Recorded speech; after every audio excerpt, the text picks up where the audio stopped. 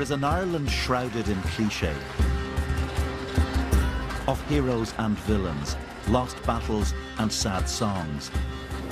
Perched on the margins of Europe, a claustrophobic island cut off from the world, its people turned in upon themselves, victims of their own ancient hatreds and of a powerful neighbour.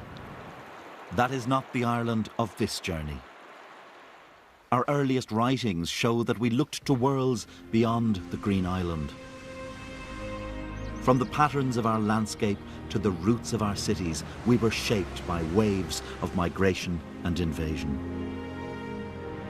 New languages, faiths, cultures came from outside, and still do. I will travel through the physical landscape and the ideas and peoples of a story striking because it is so unpredictable. But it's also a journey through other worlds whose history changed Ireland. Crossing continents from Europe to America to Africa. The old view, which saw the complex history of Ireland solely within the boundaries of what happened on this island, or simply through the prism of conflict between the British and the Irish, is mistaken, but above all, self-limiting. The real story of Ireland is so much bigger.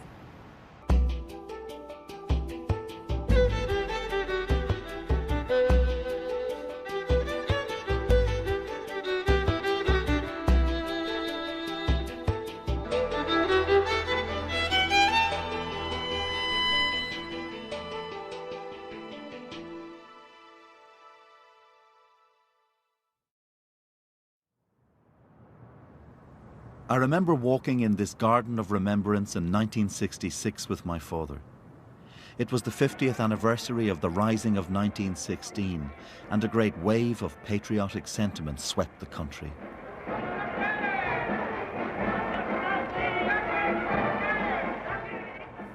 Here, they constructed a memorial which celebrated revolution, faith, and an idealized ancient world. At its centre, this sculpture of the mythical children of Lir, condemned by an evil stepmother to wander the oceans as swans until the coming of Christianity sets them free. It was intended as a symbol of national resurrection, but also to say to my generation and those that followed that we belonged to an unbroken line stretching back into a glorious Celtic past. Our leaders stressed our difference to the departed British. The idea of an ancient people of one faith was central to our identity.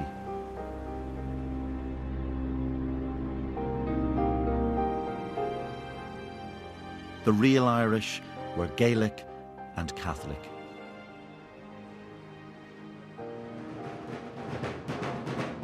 In the Ireland of the mid-1960s, I knew little of an outside world or of the Ulster Protestants with their British identity. They seemed to me an alien tribe, marching to what the poet Louis MacNeice called the voodoo of the orange drums. But a decade later, in the mid-1970s, the story of Ireland I was being taught had changed. School was no longer an echo chamber of the like-minded. In the shadow of the Northern Troubles, the old certainties would not do. We were being asked to imagine a more complex set of Irish identities. The idea of Irishness, of what it meant to be an Irishman, that you grew up with, that I grew up with, was pretty simple, wasn't it? I suppose it was a standard version. It was a Republican tradition, and you didn't see outside that. We all marched to that song and to that drum, you know. It took a long time to change it. When you came in here to teach people like me, did you have a sense, a feeling that you had to broaden our minds? I suppose what I was trying to do was to show that there were other ways of looking at maybe the same thing. I always remember giving an essay, you know, Carson, Irish patriot. The great unionist, loyalist leader in the north. I left it at that. I remember one could say, "Sir, that doesn't make any sense." I said, "How do you mean it doesn't make any sense?" I said, Carson wanted the Union of Ireland and Britain. He wanted for what him was the best thing for Ireland. Now, can you say that he's not a patriot because he doesn't agree with you? I was trying to do that kind of thing. And telling the true history is key to that, isn't it? It is. But you see, you come back then, what's truth?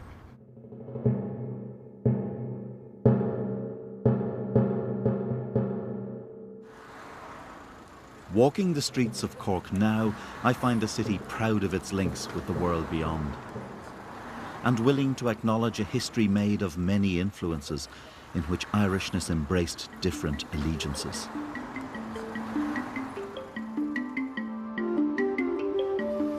Our story of Ireland begins by going back through a landscape marked by the change of centuries, through the scattering of tribes, the rise and fall of kings, through prosperity and war, and a revolution of faith. The first waves of settlers are thought to have come from Europe about 10,000 years ago. This ancient burial site at Newgrange is the oldest known building in Ireland.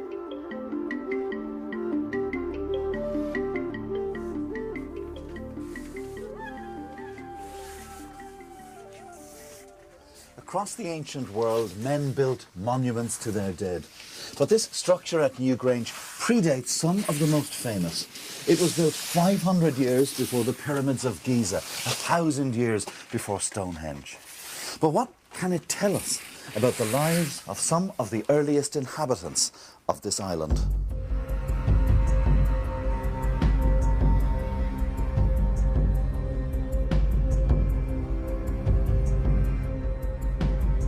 Well, people first came into Ireland about 8,000 BC, after the end of the Ice Age. Farming comes into Ireland about 4,000 BC, and Newgrange is built in the centuries just before 3,000 BC. Why would they build something like this? What were they trying to say? I think for early farmers, the notion of ancestry, that's really the central focus of this world. The monuments themselves contain selected bones of the ancestors. This is the world of the dead, but it's capable of influencing the lives of the living, which of course is very much orientated around the farming cycle, the importance of the seasons. So of course you want to align your monuments on the critical points of the year, in the case of Newgrange, on sunrise at the winter solstice. Newgrange is part of a sort of international Atlantic phenomenon of passage and building, which takes us from Spain to southern Scandinavia. So they were conscious of being part of a wider human race, not just stuck on this island. Oh, very much so. Absolutely. And I think these early farmers building this monument would have realised and would have probably had stories about places that were far away, how things worked in other areas. Neither archaeology or genetics can tell us the names of any of the tribes who settled in this early Ireland.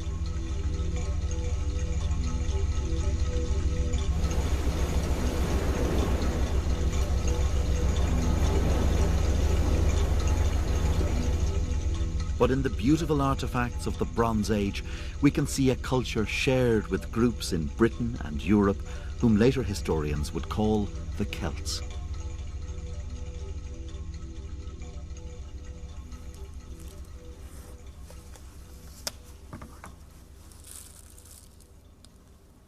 Tiny decorations. This lovely collar was worn for decorative reasons, one presumes. What does that tell you about the people who made it and about the times they lived in?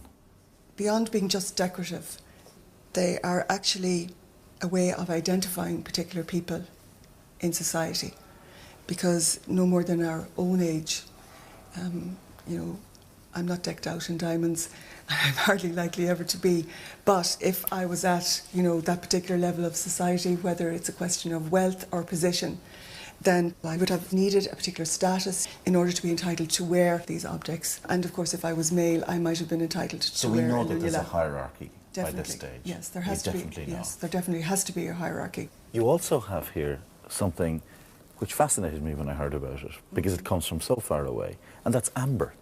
Yes. And you go all the way to the Baltic to find that. Yes, amber really comes into its own in Ireland in the late Bronze Age.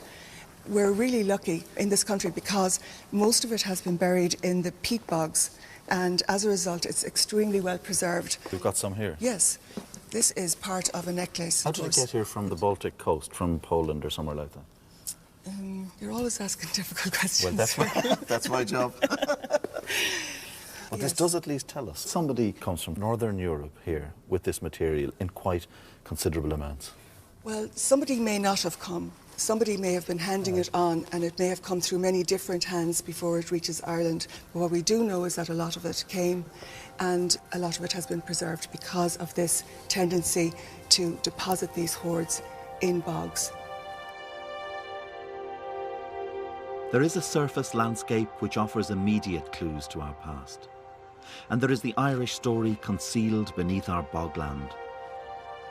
1/6 of Ireland, more than any other European country, lies under bog, formed after early farmers began to clear the upland forest 2,500 years before Christ. This is a patch of bog in North Kerry that's been dug by my family for fuel for the fire for several generations. The poet Seamus Heaney described the men who worked the bogs as our pioneers, driving inwards and downwards. Every layer they strip seems camped on before. And as today's farmers have dug deeper, they found evidence of our earliest ancestors and links with a wider world.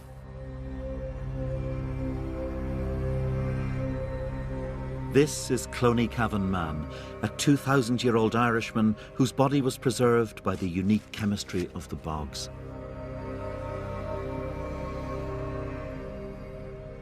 Now, do we know anything about this man, who he was, where he came from? Well, we know he was found in a bog on the Westmeath border. We know that he was killed ritually more than 2,000 years ago. How was he killed? He was struck first in the face, which broke his nose, and when he fell down, his head was split with an axe. His stomach was cut across. He was probably disemboweled as well. Why would they have done that? We think that this man was probably a king who was killed, and a number of means of execution were applied because the goddess to whom he was being sacrificed appears in a number of forms. So they have to sacrifice in all her forms. We can see he had this very unusual hairstyle. The front of the forehead was shaved, and then the rest of the hair was bundled up, a bit like a mohawk.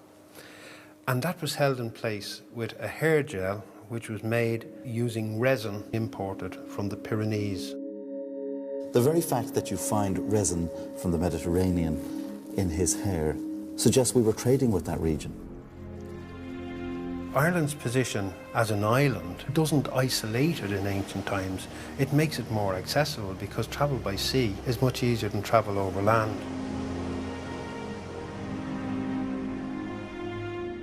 Cloney Cavan Man gives us our first sight of an Irishman.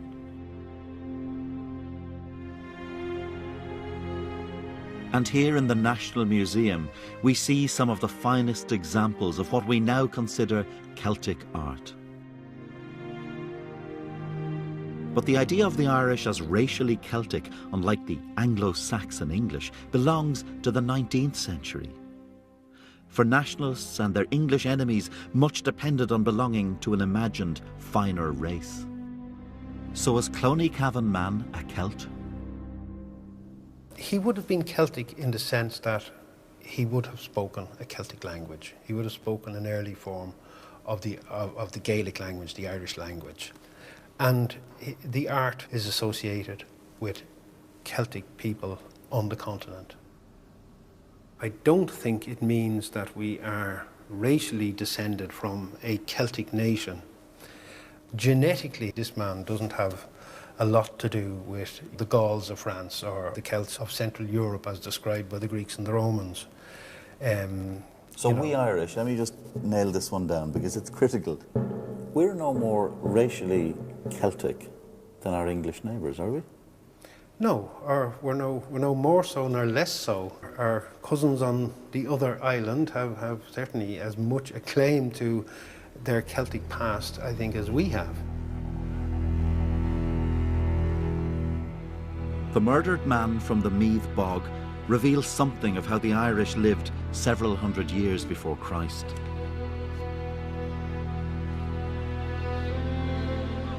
Their gods were the gods of nature whom they appeased with sacrifice. They had developed a social organization with kings at the pinnacle of power. Their artwork was delicate and distinctive, and they were already linked by trade to the cultures of the classical world. Cloneycavan man and his contemporaries left no written record. Our distant ancestors exist for us as tantalizing shadows. And when the story of that ancient Irish world starts to be written, the narrative is scripted for us by others.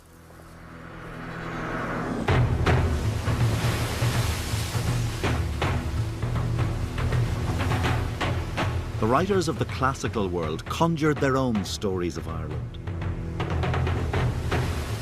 In the 9th century BC, the Greek poet Homer described the whole of northwestern Europe as a land of fog and gloom. Beyond it is a sea of death where hell begins.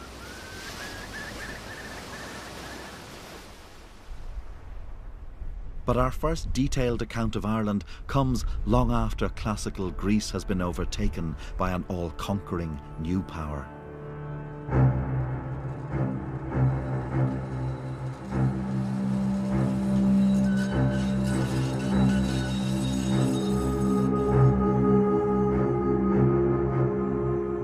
"750 years after Homer, the Romans invaded Britain.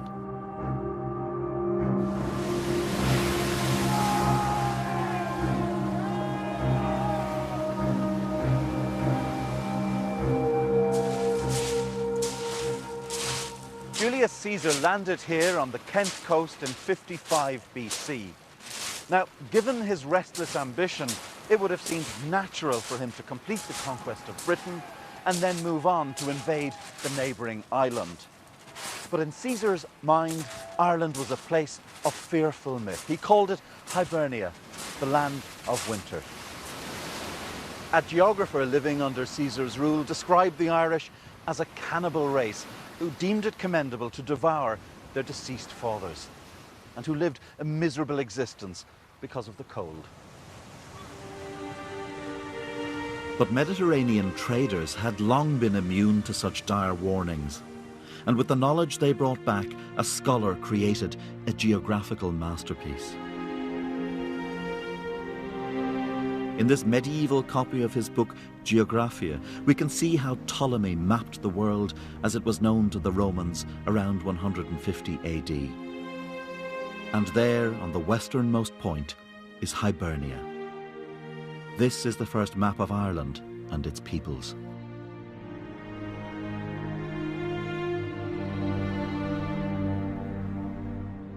We can recognise some of the names. For example, Eblana is usually interpreted as Dublin.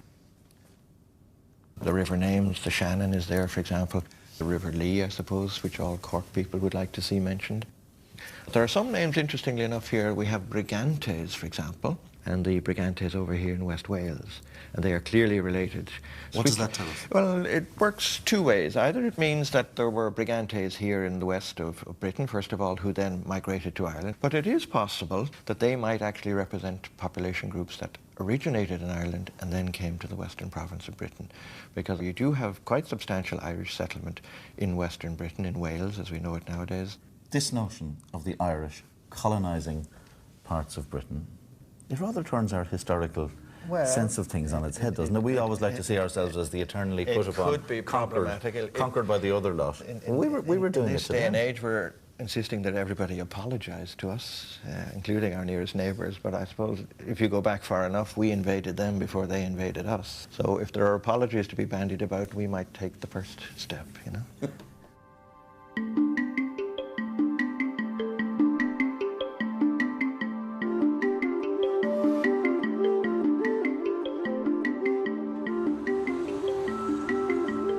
It seems the Romans did briefly contemplate an invasion until trouble in Scotland called the legions away.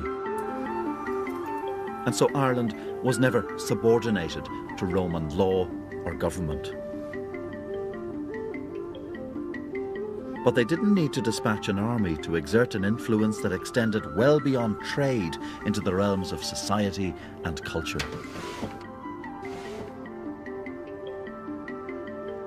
This is a small bronze figure of one of the minor Roman deities.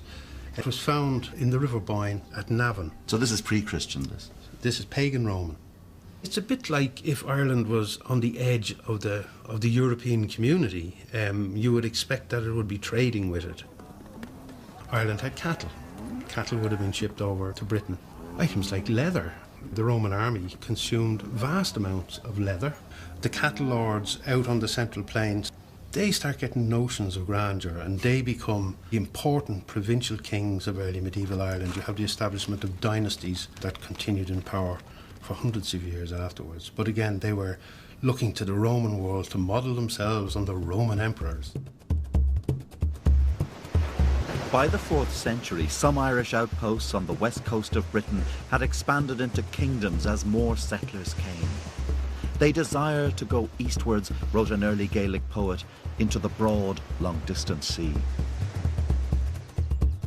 A medieval scholar would later write that the power of the Irish over the Britons was great. And there's some evidence that Irish traders were venturing into the heart of Roman Britain. Here in 1893, in the middle of the home counties, Victorian archaeologists excavating the Roman town of Silchester made a fascinating discovery. It was a 4th century clue to the existence of a long-vanished Irishman.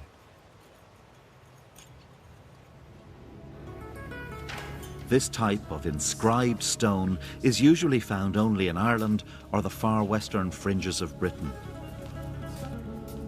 These lines represent the oldest form of the Irish language.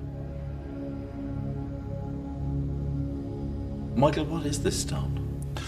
Well, it's a small Roman column.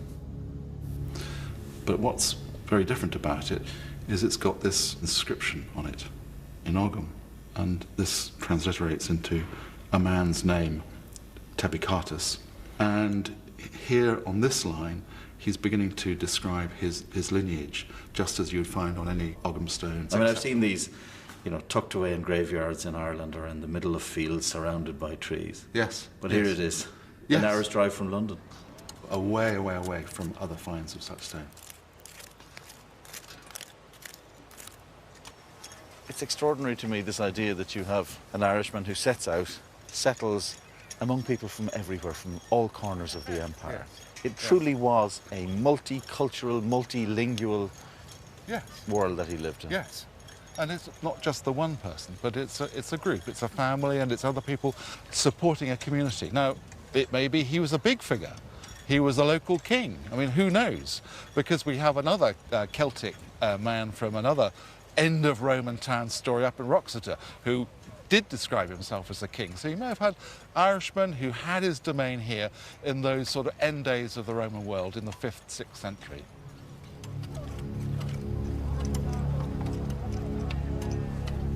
The Roman Empire in which Tabacatus lived was already in decline, but its impact was still profound. Christianity had become the state religion. Clerics were dispatched all over Europe to spread the word. The faith that would come to be seen as a core part of Irish identity was brought to an island steeped in the worship of pagan gods.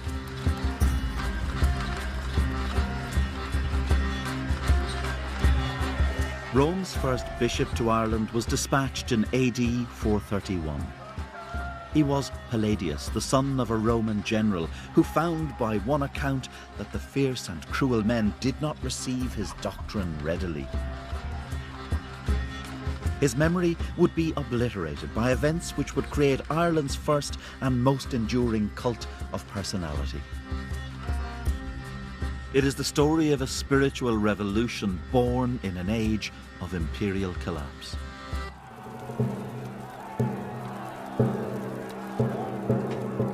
Since the beginning of the 5th century, barbarian attacks on Rome had escalated, and the legions were called from Britain to defend the Eternal City. In the vacuum after the departure of the army, Irish raids on the British coast expanded. The expansion was driven by a lust for plunder and by trade. And one of the most lucrative markets of all was slavery.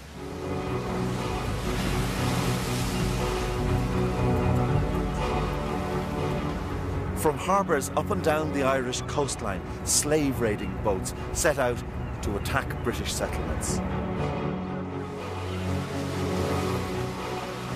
But one of those raids would have consequences that the rough warriors on board could never have imagined. For amongst the thousands carried off was a Welshman who would become the most celebrated Irishman of all. The St. Patrick we commemorate each March 17th escaped from Ireland but returned after a vision in which the pagan Irish called him back to spread the Christian faith.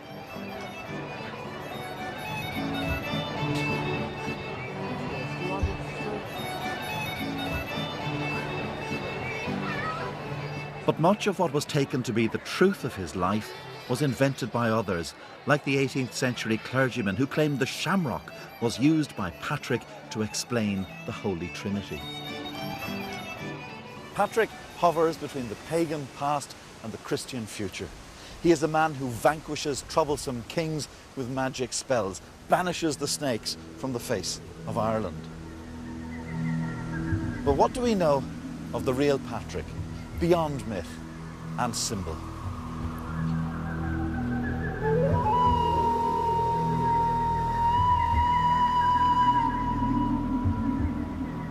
What is his practical impact on Christianity's development here?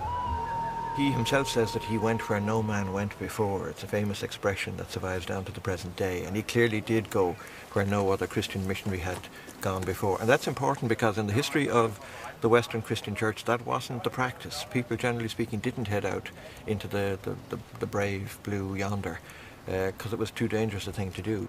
And you certainly get the impression from his own writings that he was able to get on with the Irish to a degree which wasn't possible, say, for continental missionaries. Patrick was not the Druid-destroying figure of myth.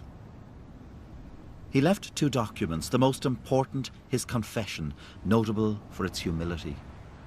I am a sinner, he apologized, the least among all Christians. It was these writings that would provide the later church with a vital unifying symbol. At the end of the 7th century, the church has an interest in a far more stable society. The idea of a single island, and therefore a single people, and therefore a single nation, and therefore a single faith. Every other church could look back to the great converting saint. Gosh, we need to be as good as that. And it looked back to its origins and it had no documents, with one exception, and that was Patrick's apology. So that had to be carefully edited, and that becomes the myth of the great patron saint.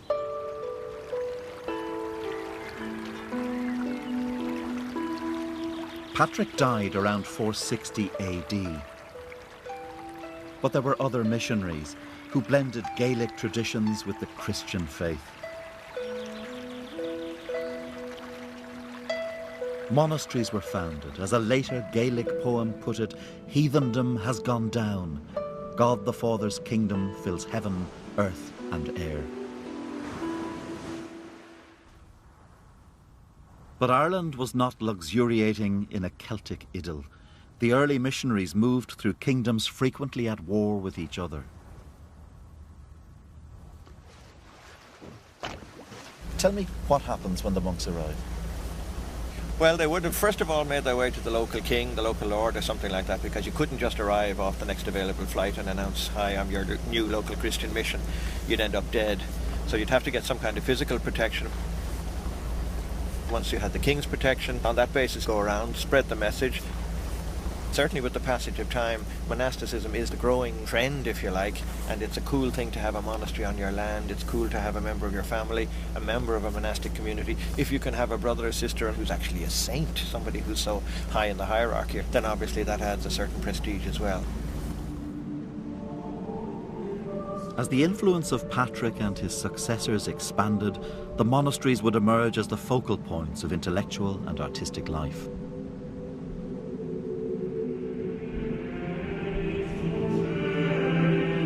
Patrick was born a child of the Roman Imperium, but by the time of his death in the 5th century, that empire had disintegrated. And across Europe, there was a catastrophic decline in learning. In the 6th century, the scholar Gregory of Tours wrote that in the cities of Gaul, there could be found no scholar trained in ordered composition who could present a picture in prose or verse of the things that have befallen. Everywhere except Ireland. There, a cultural revolution was underway.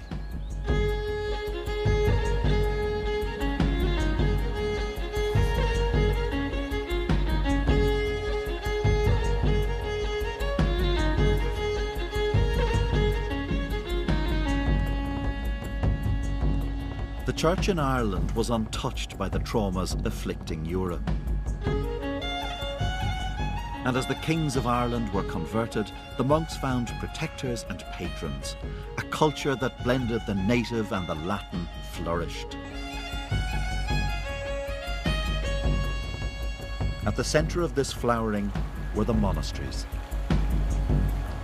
And this is the great settlement of Clonmacnoise. As you sweep round this turn in the River Shannon, you get the round towers, the churches and everything, and you get the first idea that this is a really substantial monastic foundation.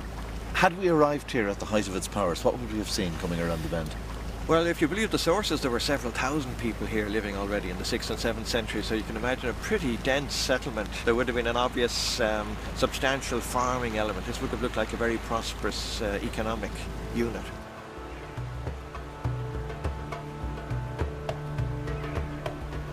And there would have been markets and people who would have been coming both by land and here on the sea as well, on the water.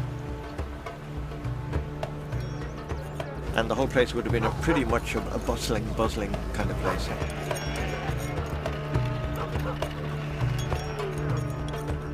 And not just trade, of course, but the whole business of setting down in text. A place like Clonmacnoise would have had a thriving school, and people who were coming here, not only from other Irish monasteries, but we know of people who would have been travelling from either England or even from continental Europe. From that far away? Oh yeah, we had a reputation as scholars all the way back, and certainly it was the place to be. In the 7th century, if you wanted higher learning, if you wanted advanced knowledge of the Bible or grammar or something like that, then you came to Ireland.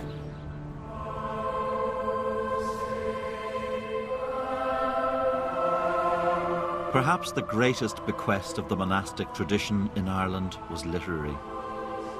The monks transcribed the Bible and set down in writing ancient laws. But not only in Latin, they developed a written form of the people's Celtic tongue. Religious and legal texts were translated into Gaelic by the intellectual elite. Ireland had the most abundant vernacular literature in Europe. One of the greatest examples is the Leabhar Gabhála Éireann, the Book of Invasions, an imagined history of Ireland. This extraordinary book is the first written story of Ireland. It purports to tell the story of how the Irish came into being. The tales here come from the 7th century, and they would have a profound impact on the way the Irish came to see themselves. What it says is that the Irish are at the centre of the world. They are not a small, insignificant people. It was woven together in the 11th century from earlier sources as a statement of Irish uniqueness. They didn't want to be seen as peripheral people living at the edge of Europe. One of the main themes in early Irish history is the sense that Ireland is central culturally to what happens in the Christian world. So what they do is they insert the Irish at various points into key events in world history. So what they're doing is they start off with the creation of the world in the book of Genesis. So it's almost like the scripture of Ireland, the Old Testament of Ireland. And then they show the ancestors of the Irish appearing at various key events. So when Moses goes on the Exodus, an Irish guy sort of pops up so he can find out what the 10 Commandments are. They look about the sort of the origins of their own language, and an Irish guy pops up at the Tower of Babel, and he makes Irish from all of the best bits of the languages when they're divided up. At a very early point, the Irish begin to write in Irish.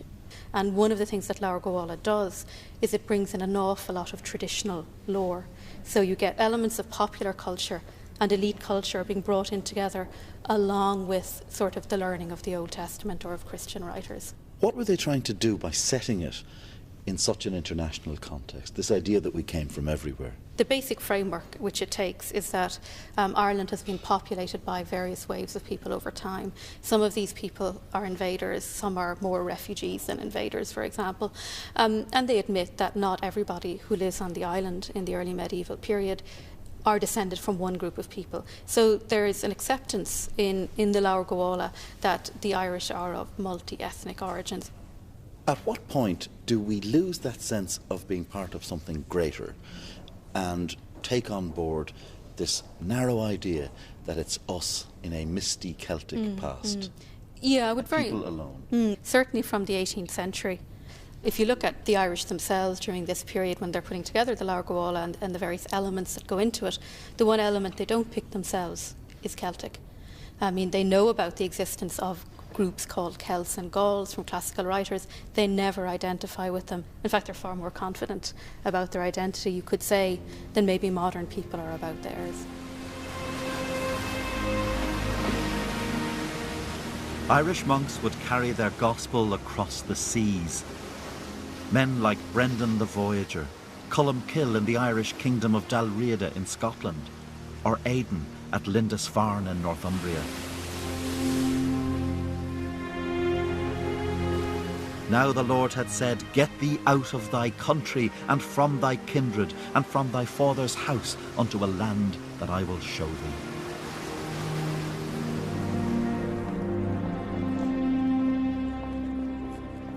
The words of Abraham from the Old Testament, and they would echo in the minds of Irish monks.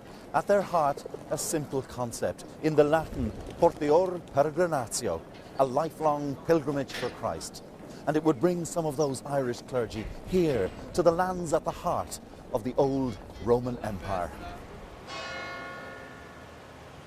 The monks arriving in northern Italy in 613 had already established monasteries in Gaul. Their zeal persuaded the powerful king of the Lombards to offer them land at Bobbio in the Apennines. These Irish churchmen brought their own version of Christianity. They were told to avoid earthly temptation and church power, fear women and bishops, their leader said. He was austere and querulous and a fierce disciplinarian. His name was Columbanus. It meant dove. But this reforming Irish monk railed against the abuse of power, sparing neither clergy nor princes from his censure.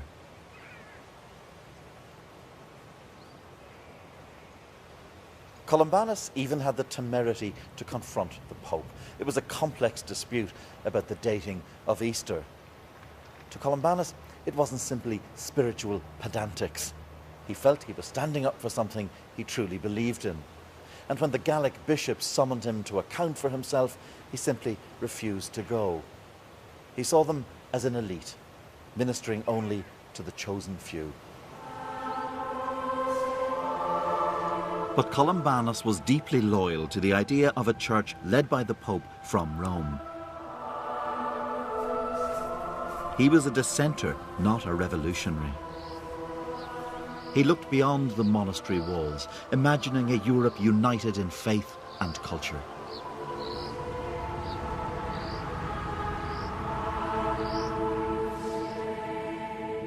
Ci sono molti paesi, molte comunità in Italia che portano il nome di Colombano e sono legate a questa figura, dove col passare del tempo, dei secoli, è rimasto però vivo. questo legame che usa Colombano. La concezione di Colombano è quella di creare una famiglia di popoli estremamente libero. E dice Colombano, si tollis libertatem, tollis dignitatem.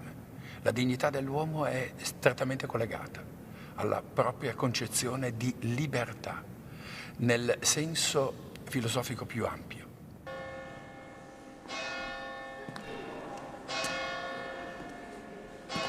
In the letters and words of Columbanus, Europe heard an Irish voice that was learned, sometimes uncompromising, and always thoughtful.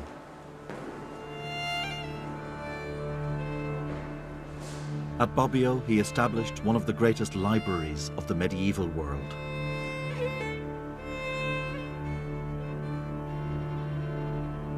Columbanus described himself as a dissenter whenever necessary. I can't help thinking of James Joyce writing about setting out to forge the uncreated conscience of his race. Columbanus, it seems to me, was doing it centuries before. By the time he died here in Bobbio, Columbanus had established a thriving monastic centre. And he would look back too at Ireland with some satisfaction.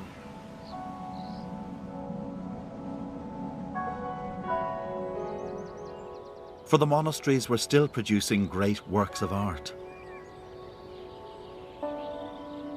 He might have been less enamoured at the political manoeuvring.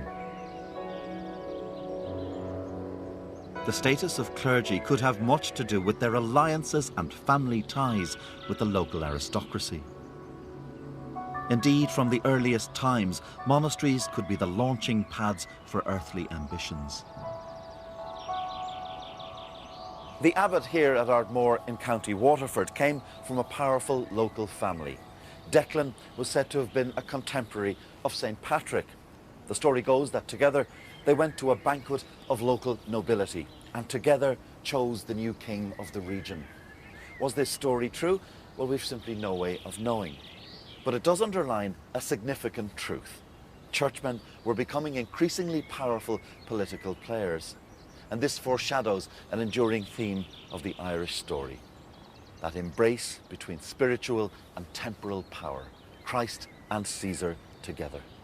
So the abbot of a monastery is much more than a spiritual man. He becomes a major political player. He controls a vast number of people and enormous resources. And if you think that the abbot was getting up in the morning to say 5 o'clock mass, he was not. He was much more like a Medici prince. Because the church is rich, the church gets involved in political violence. There's one famous one in which there was a battle between Cork and Clonfert, in which the annals say there was an innumerable slaughter of the ecclesiastical men and superiors of Cork. It sounds an extraordinary idea that you have religious men, spiritual figures, going to war with each other. I mean, it doesn't fit the notion we have of this island of saints and scholars. It doesn't fit the notion, but it is the reality. The abbot of Armagh or the bishop of Clonmacnoise had a social status equal to that of a king. But a new power was to loom out of the northern seas.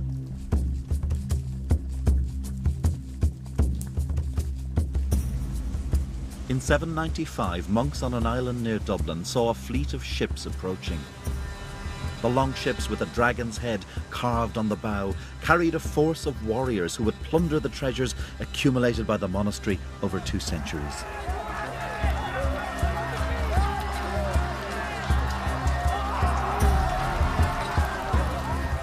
A monk wrote later of the terror of Viking attack. There were 100 hard-steeled iron heads on one neck and 100 sharp, ready, never-rusting brazen tongues in every head, and 100 garrulous, loud, unceasing voices from every tongue.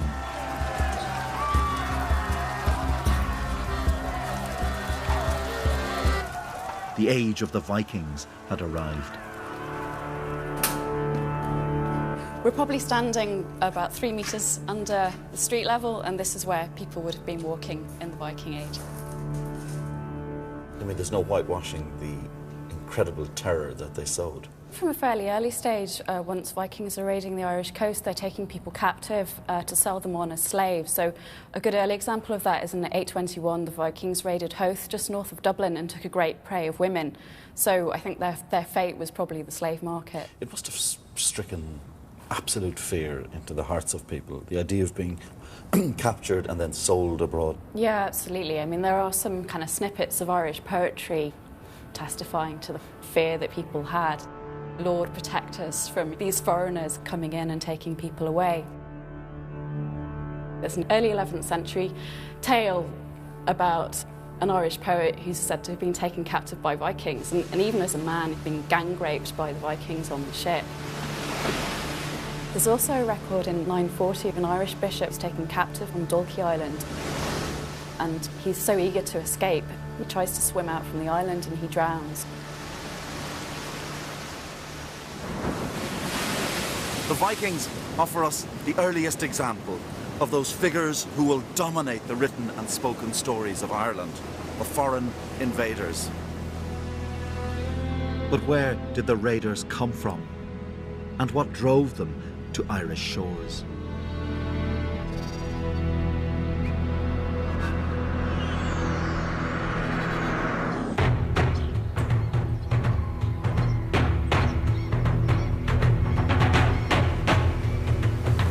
The Vikings who would eventually descend on Ireland had their ancestral roots here in Norway.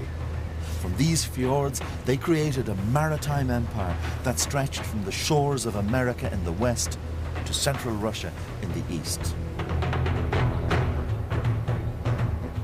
The Viking world of the 7th and 8th centuries was in a state of flux.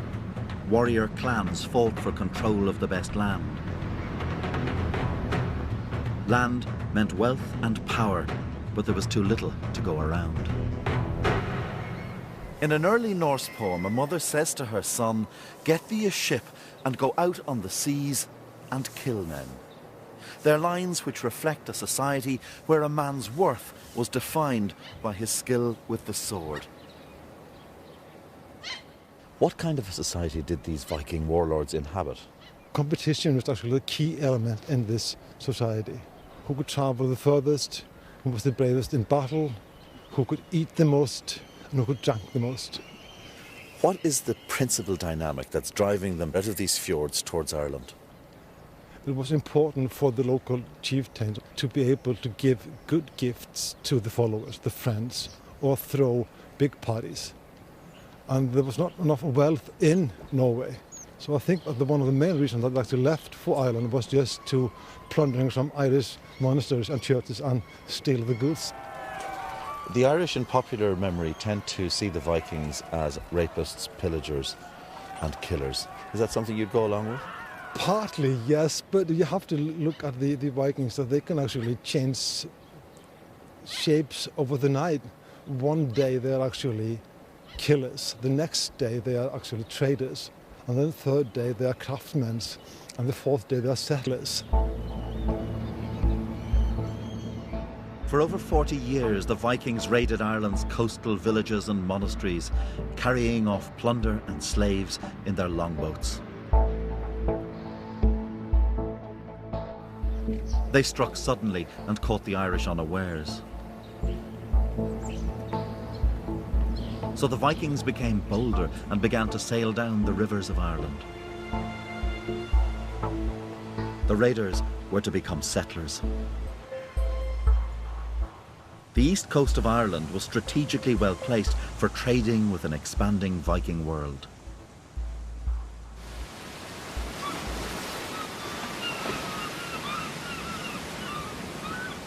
In the winter of 842, a substantial Viking fleet rounded the headland at Howth and sailed up the River Liffey.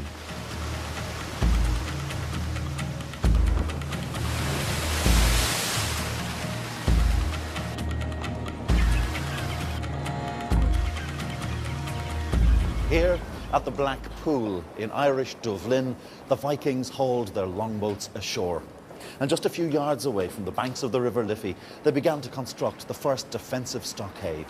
From these small beginnings, Ireland's greatest city would emerge.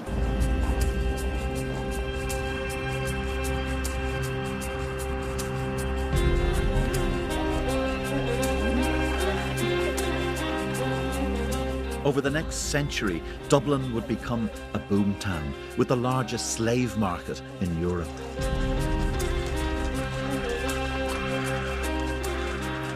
The Vikings had a huge trading network which spread all the way down the Russian river systems to the Middle East, Constantinople, all the way across the North Atlantic, and Dublin was quite centrally placed within these long-distance routes.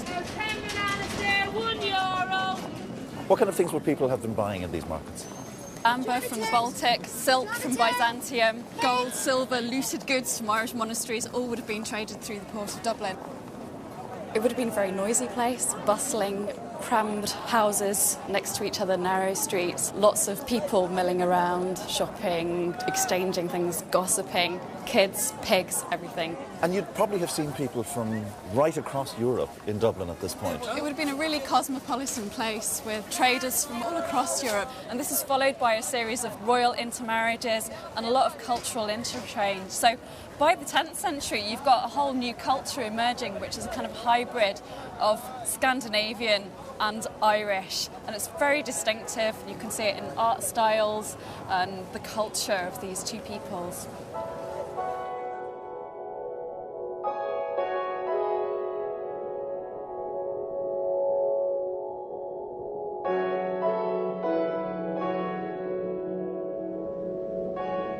By the 11th century, the Vikings who'd settled in Ireland, the Hiberno-Norse, had been here for over a century and a half. They'd intermarried, become Christian, and formed local alliances. They'd founded thriving port cities like Waterford, Wexford, Cork, and Limerick.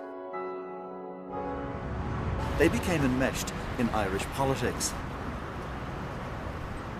They would learn the lesson of all conquerors here. The longer you stay around, the more likely you are to become drawn into the quarrels of your neighbours.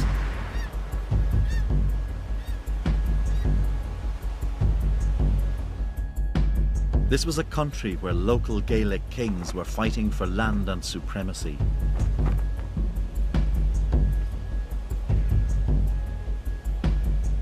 They did so as power was being centralised across Europe.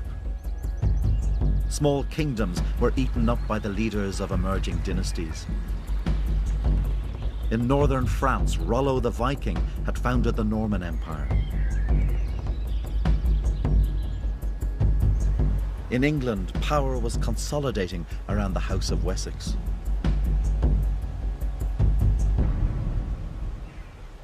Such change could hardly have escaped the attention of an ambitious Irish king. This new leader was a man with the ruthlessness and energy to humble kingdoms. He stormed the strongholds of his enemies, and in 4 years was able to come here to the great Rock of Cashel and proclaim himself king of all Munster. He demanded tributes from the defeated of wine and gold, and the most precious commodity of the age, cattle. They called him Brian of the Cattle Tributes. In the Irish, Brian Boru. Brian did not see himself as a king among equals, but as High King of all Ireland. And with a mighty army, he set about trying to control the island.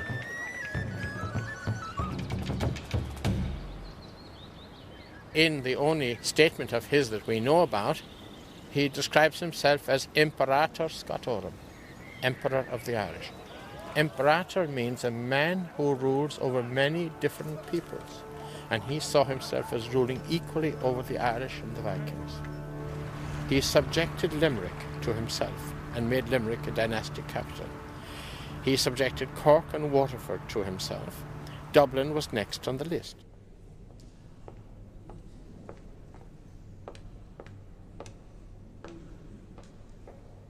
In Dublin City Hall, the legend of Brian is commemorated on the dome.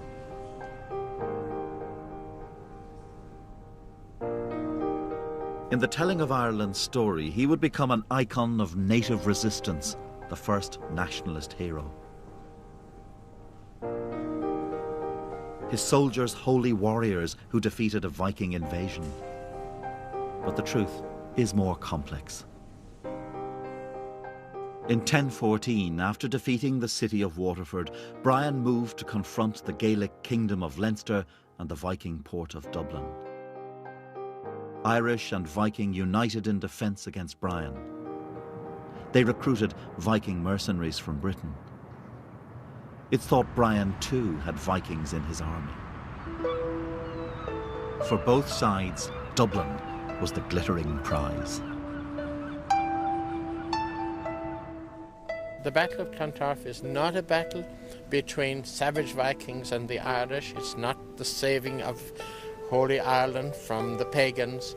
It is a power struggle in which Brian Boru was finally going to get Dublin, because every king wanted to control the trading cities.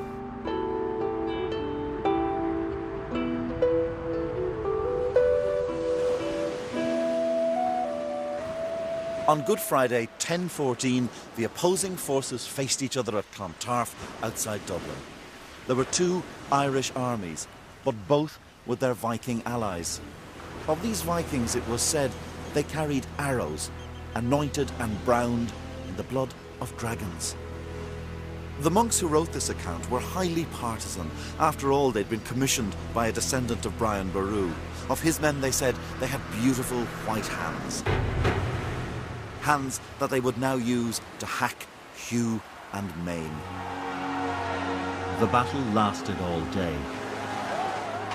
Late in the afternoon, the Dublin men and their allies began to fall back to the River Liffey and into the advancing tide.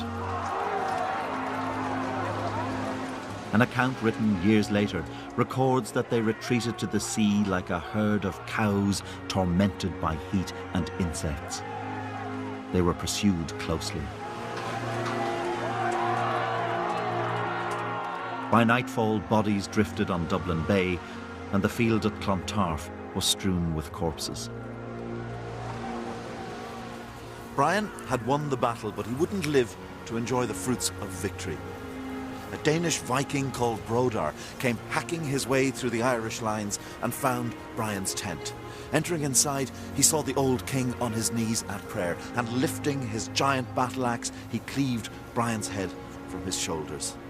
In this version of the story, Brian becomes the first martyr for faith and fatherland in Irish history. Without Brian, his dynasty declined. There would be no all-powerful High King of Ireland. Clontarf resolved nothing. Indeed, so great was the fighting after Brian's death that one analyst described how competing kings had turned the country into a trembling sod.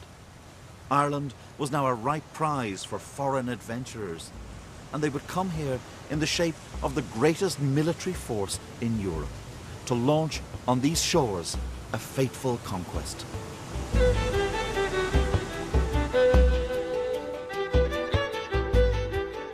Next week, we will see how the rise of the Norman Empire changed the story of Ireland.